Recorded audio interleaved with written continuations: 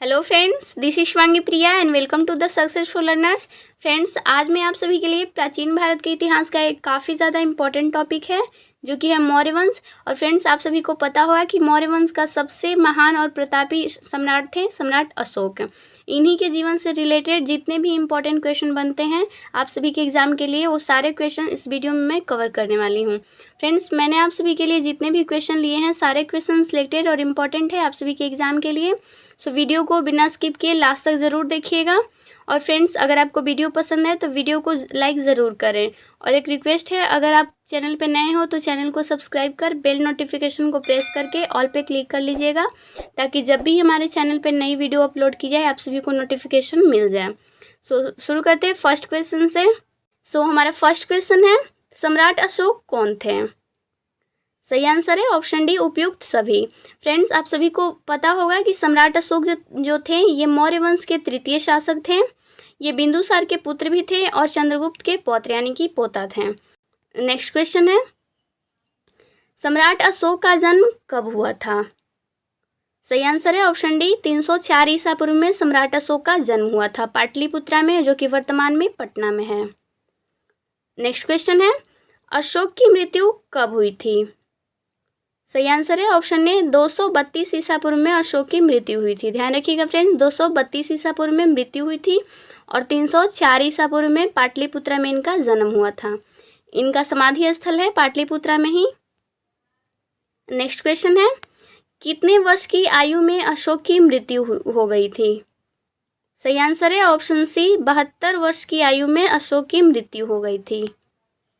Next question है, अशोक के पिता का नाम क्या था? सही आंसर है ऑप्शन सी, बिंदुसार अशोक के पिता थे। और फ्रेंड्स, बिंदुसार के पिता थे चंद्रगुप्त।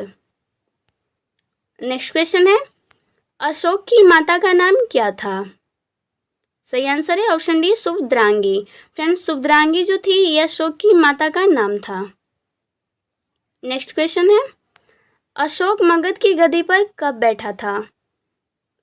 सही आंसर है ऑप्शन डी, 269 ईसा पूर्व में अशोक जो थे ये मगध की गद्दी पर बैठे थे। फ्रेंड्स, देखिए यहाँ पे 2 पॉइंट है, एक 272 ईसा पूर्व है और एक 269 ईसा पूर्व। कंफ्यूज नहीं होना है, जब भी क्वेश्चन में पूछें अशोक मगध की गद्दी पर कब बैठा था तो राइट आंसर होगा 269 ईसा पूर्व में।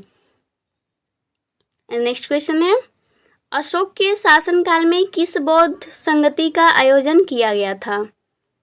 सही आंसर है ऑप्शन सी, तृतीय बौद्ध संगति का आयोजन किया था अशोक के शासनकाल में। कहाँ किया गया था? पाटलिपुत्रा में आयोजन किया गया था। नेक्स्ट क्वेश्चन है, अशोक के कितने भाई थे? सही आंसर है ऑप्शन डी, 101। फ्रेंड्स, अशोक के भाई कितने थे? तो 101। नेक्स्ट क्वेश्चन है, अशोक के बड़े भाई का नाम क्या था? सही आंसर है ऑप्शन बी, सुशीम। सुशीम जो थे अशोक के बड़े भाई का नाम था। छोटा वाला जो भाई था वो तिष्य नाम था। नेक्स्ट क्वेश्चन है, अशोक कितने भाइयों की हत्या करने के बाद मगध का शासक बना?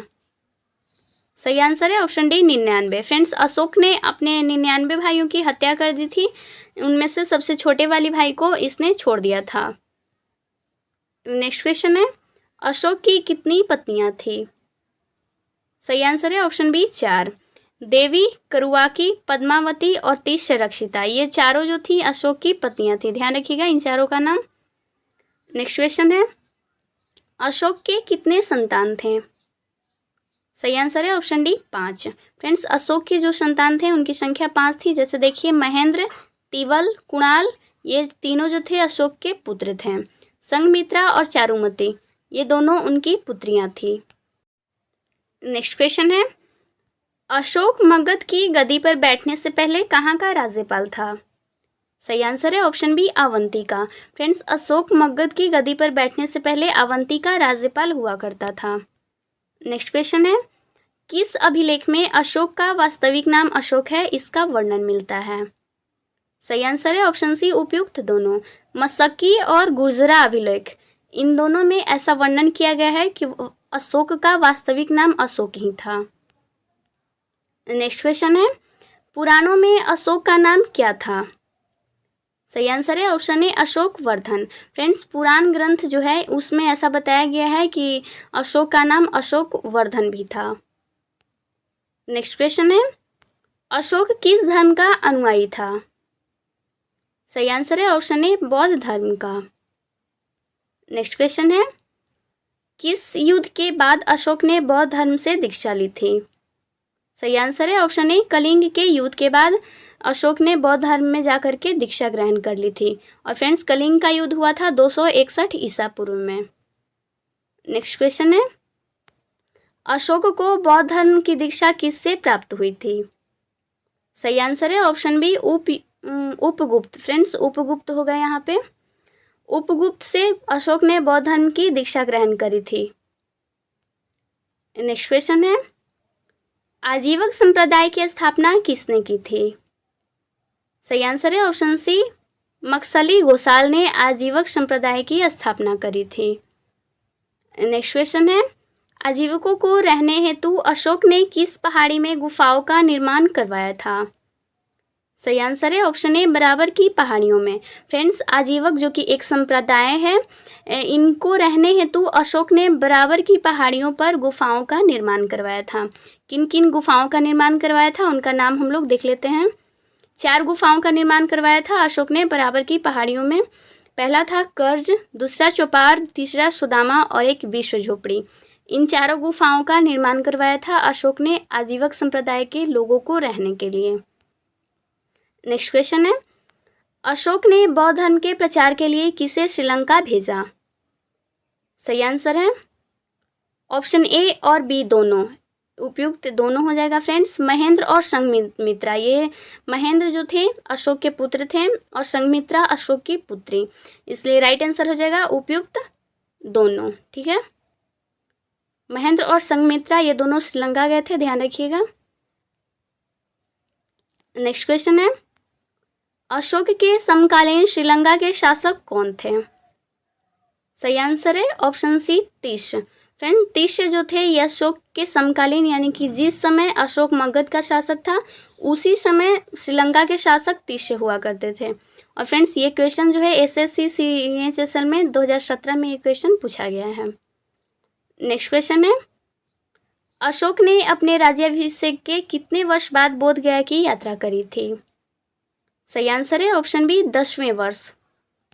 कुछ इंपॉर्टेंट पॉइंट्स हैं, जैसे राज्याभिषेक के 10वें वर्ष बोध गया की यात्रा करी थी अशोक ने, और राज्याभिषेक के 12वें वर्ष निगाली सागर की और 20वें वर्ष लुम्बिनी की यात्रा करी थी अशोक ने।